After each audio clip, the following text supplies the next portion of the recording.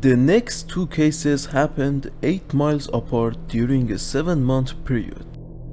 Bald Eagle Mountain is the highest peak in Williamsport, Pennsylvania in USA.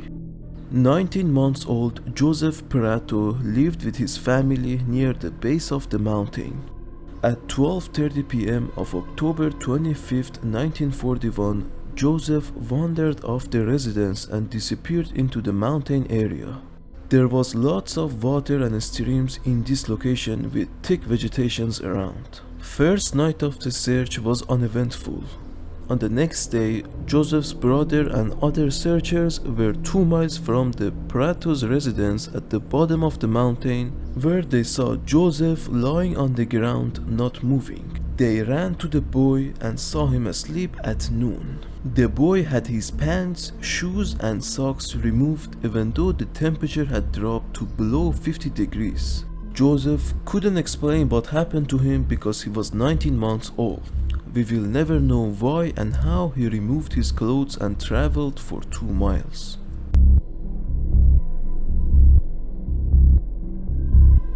Montgomery is a small county in Pennsylvania and is 8 miles apart from Bald Eagle Mountain where Joseph Prato went missing. On May 30th of 1942, 3 years old Alvin Diggin was with relatives working on a strawberry field 1 mile from a farm they were employed. Somehow Alvin became lost while the parents and relatives were picking strawberries.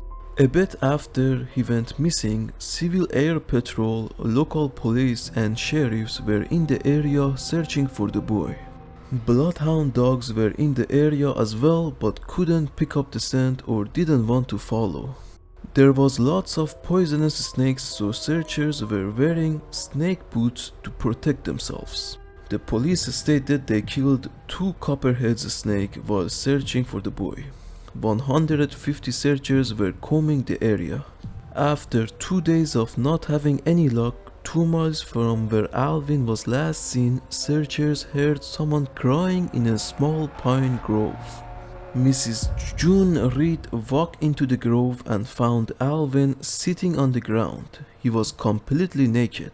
They took the boy to the hospital where they said he was in a satisfactory condition. He was cut from head to toes but otherwise was fine. The boy's clothes were never found.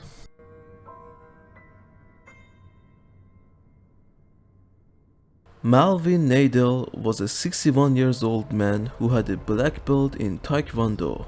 He worked as a pilot instructor and was a long-time hunter.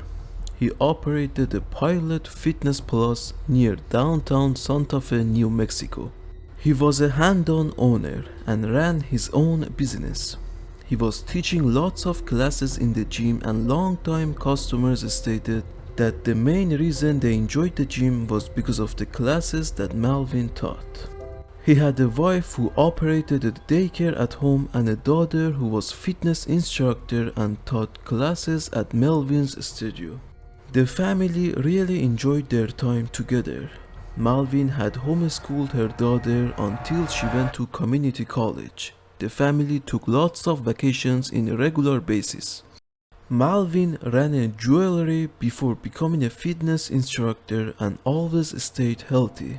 He knew the value of health because his both parents died early in life. In the first week of September 2009, Melvin and friends decided to go hunting in the Santa Fe National Park close to Sangre de Cristo Mountains. Malvin drove his 2001 Jeep up to an area near 11,000 feet elevation. This area is very rugged and with many exposed boulders and steep cliffs. In the afternoon of September 6th, Malvin told his friend he was going to take a trail and walk 50 to 150 yards and set up a blind spot and wait for a game to pass. He had a slight knee injury, so he didn't want to walk long distances to hunt. He was carrying a bow with zebra-striped arrows and a 44 caliber pistol. At 4:30 p.m., Malvin took the trail and never returned. His friends notified the authorities and a massive search was started. They didn't find a single trace of Melvin. No bow, no arrows, no pistol, no clothing, nothing. Right after he went missing, snow started to fall and covered 4 to 5 inches of ground, which slowed down the search effort. Canine dogs were brought into the scene and was put in place on the trail that Melvin said he was going to take. The dogs led the searchers for 150 yards and suddenly stopped. The state police kept the search going for 6 days. But Melvin's family rallied all friends, family and business relationships to keep the search going for 6 weeks. Law enforcement searched Melvin's car and found the things they expected. The car wasn't damaged and the law enforcement didn't consider foul play as an option for the disappearance. The case is still open and active. Melvin was a long-time bow hunter, and as a bow hunter you have to get close to your prey, and for that you have to be extremely alert and aware of your surroundings.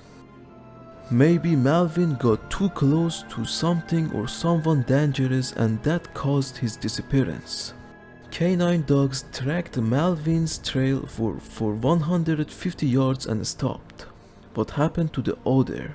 Odor don't just disappear out of nowhere. After a year, the wife and daughter of Melvin filed paperwork in Superior Court to declare Melvin as dead so the family could get the Social Security benefit and transfer titles. This is a normal procedure for a family to take. If Melvin was attacked by an animal, there would be a scene in the area showing it. But searchers never found such a thing. The idea of Melvin was abducted also seems far-fetched. Melvin was parked on the only road to summit of Elk Mountain. If there was others in the area, Melvin or friends would see them. And don't forget Melvin was a Taekwondo black belt and had a pistol on. It's not an easy thing to take down such a man. There is also a general store 20 miles from the area, and the workers confirmed they didn't see any other group going to the location where Melvin's group went. Was Melvin surprised by something so fatal, quick and strong that he didn't have a time to react? We will never know.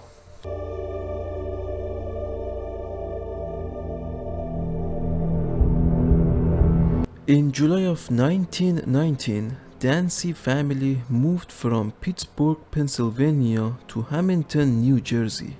They settled into a rural residence with lots of swamps around the area. On October 8 of 1919, 30 months old Billy Dancy asked his mother if he and his dog Pet could go to yard and play. After some time, Billy's mother went outside to check on him but couldn't find him nor the dog. She started shouting for him and checked the near swamps and the immediate area without having any success. At this point, she called the authorities and police arrived at the scene in a couple of hours. The police started the search and asked for help from other resources. At the end of the first day, Billy's dog came back to the house without Billy. The family took the dog to the near swamps and asked him, "Where is Billy?" But the dog looked down and refused to move. On the first night of the search, the weather became really bad and stayed that way for few days. Several heavy rains slowed down the search effort for the boy. One of the searchers was working in a remote area where he found a small toy of Billy which was smashed. They also found an abandoned home deep in the woods which showed someone was sleeping there. In the early days, the police made several statements that Billy was kidnapped. They said the evidence wasn't adding up and they believed he was taken from the area. Posters printed about Billy and put a $1,400 reward for the boy's return. The police actually arrested a farm owner close to Dancy's residence, but the theory they had didn't make sense and they had no evidence the farm owner was involved in Billy's disappearance. So the police had to release the farm owner after few days, and even Billy's parents stated that the police theory didn't make sense. It seemed like the police just wanted to put a quick ending to the case as the residents of the area were getting concerned about the safety of their kids. The police followed clues across the continent. There were people who said they had the kids but they didn't. The parents of Billy went through a psychological torture through the process.